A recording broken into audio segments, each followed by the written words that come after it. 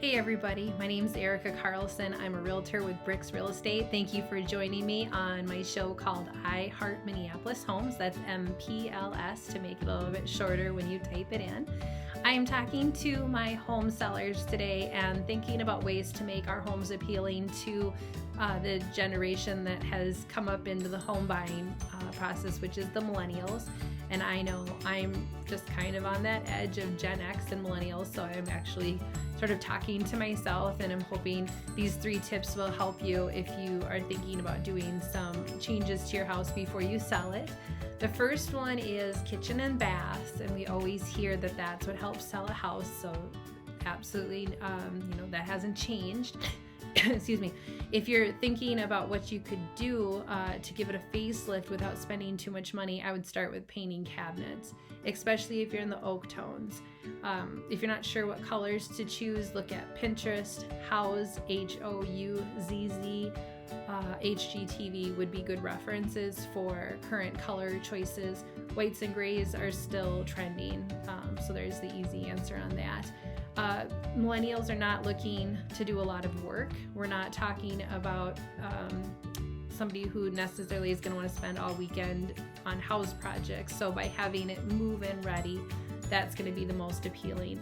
Also, it's not just a lifestyle thing, it's also a budget. If it's your first house, you're probably not going to have a lot of extra money after furniture to, remodel an entire kitchen, or that's going to seem like it's out of budget. So those outdated baths and kitchens is what I would focus on the most if I was wondering where I was going to spend my money.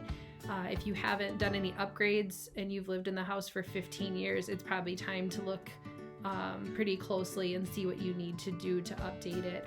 And so appliances would be another easy fix. I believe it's about $5,000 for a package.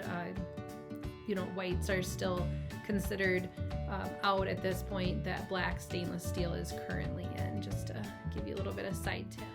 So the second tip is to keep the house as low maintenance as possible. As I shared before, we're talking about a generation of people who might not be that excited about doing home projects.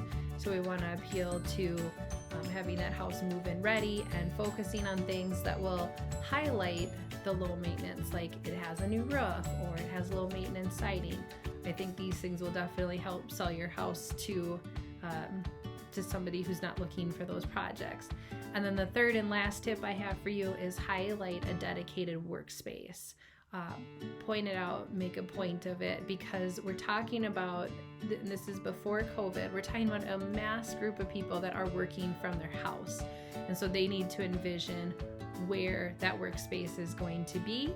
And so if it's not something that's going to stick out obvious, you might want to consider staging it in a way to show somebody where their office space could be. That's going to appeal to somebody who needs to work from their house. So thank you so much for joining me. I enjoyed sharing these tips with you, and if you again have any ideas for future topics, I am happy to hear about them. If you're thinking about buying or selling, I'd be happy to meet up with you either virtually or in person and have a cup of coffee and talk about whatever you need to know to move things forward and make your real estate dreams come true. So thanks again for joining me. Have a great day.